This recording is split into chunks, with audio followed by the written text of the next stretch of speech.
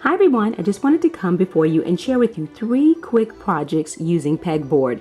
I showed you one of my pegboards at the end of the last video with my garage cleanup. Now I just want to show you 2 additional projects in addition to that one. Well, they're all using the same material, that one piece of pegboard that I had cut, and I still have a little bit left over even after these 3 projects. Well, let's go ahead and go to work. Here's a list of the items that I needed for my framed pegboard. I needed an old picture frame, pegboard, a pegboard kit which comes with 35 pieces. I also needed nails for hanging it. I used clamps to secure it while I was drilling. I needed screws, a hammer, pliers or wire cutters, a drill, and a screwdriver. Some optional items that I used were spray paint and stencil.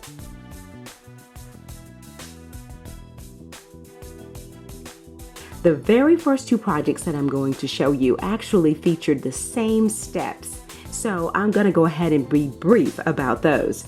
The very first steps that you need to take is you need to remove the contents from your frames, and I was lucky. One of these frames had actually been broken during our move, and the second one, well, it was just something that I wanted to get rid of.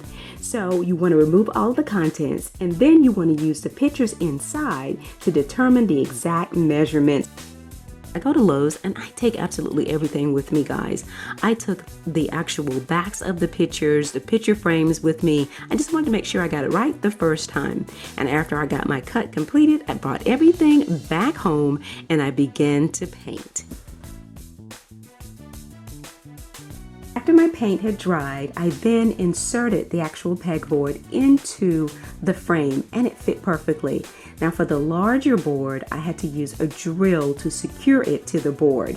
And then I had to make sure that it was snugly in place. So I did use screws on all 4 sides in the very middle to secure it to the frame.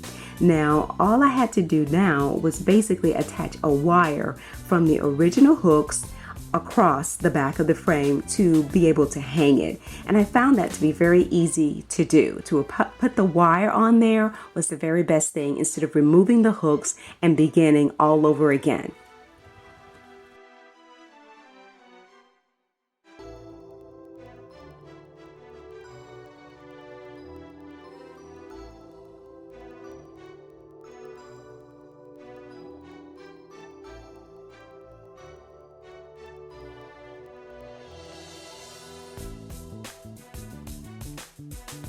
Now for the clipboard, I scored the actual clipboard with a small saw to try and remove the sockets. I also needed wire cutters to bend the sockets a little bit, and that made them easy to be removed. Now once the original board was removed from the sockets, I turned the clip backwards to determine where I would place the holes for the screws in the pegboard. And that made it easy to mark with a Sharpie. Now, so I could insert the screws and the nuts, I drilled the hole using a screw with a point. I then inserted the screw in the front and then placed the nut on the back of the clipboard. I love the look of the chrome against the black.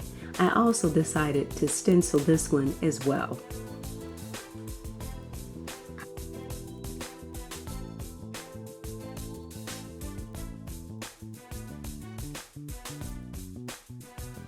Now, although I'm using an easel to hold my boards up, you can also hang these on a wall using a nail or even a command strip. What I love about these smaller boards is that they are portable, and a lot of times if I'm going to be working in my workroom, which is upstairs, I'm not going to have a lot of space. So it helps to have these boards and be able to have my threads already pre-sorted, and I can easily grab them and refill a bobbin and continue to move on. And I also like the fact that they can travel with me wherever I may go and get a little quiet time and want to work on a project.